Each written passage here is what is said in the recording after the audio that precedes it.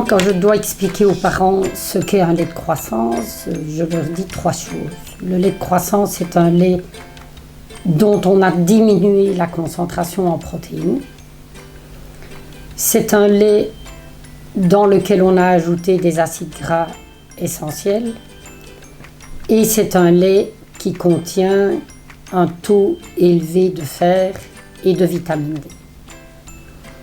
Et donc, je conseille, après les laits infantiles, de passer vers l'âge de 18 mois au lait de croissance, qui va permettre aux parents de savoir qu'en donnant 500 ml de lait de croissance par jour, ils assurent à leur enfant un apport nutritionnel qui est riche en fer et en vitamine D et qui donc lui assure des besoins essentiels à une croissance harmonieuse.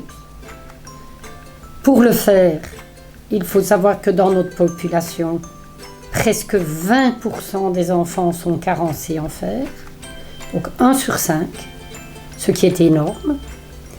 Et il faut savoir que chez nous, en hiver, les taux de vitamine D diminuent à peu près par 10 les mois d'hiver.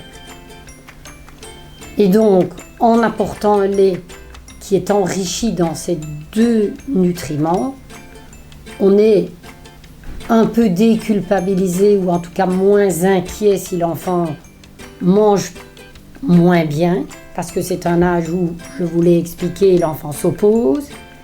Et en assurant 500 ml par jour de lait de croissance, on peut un petit peu être déculpabilisé s'il mange moins bien, en sachant qu'il a ses besoins essentiels au niveau nutritionnel.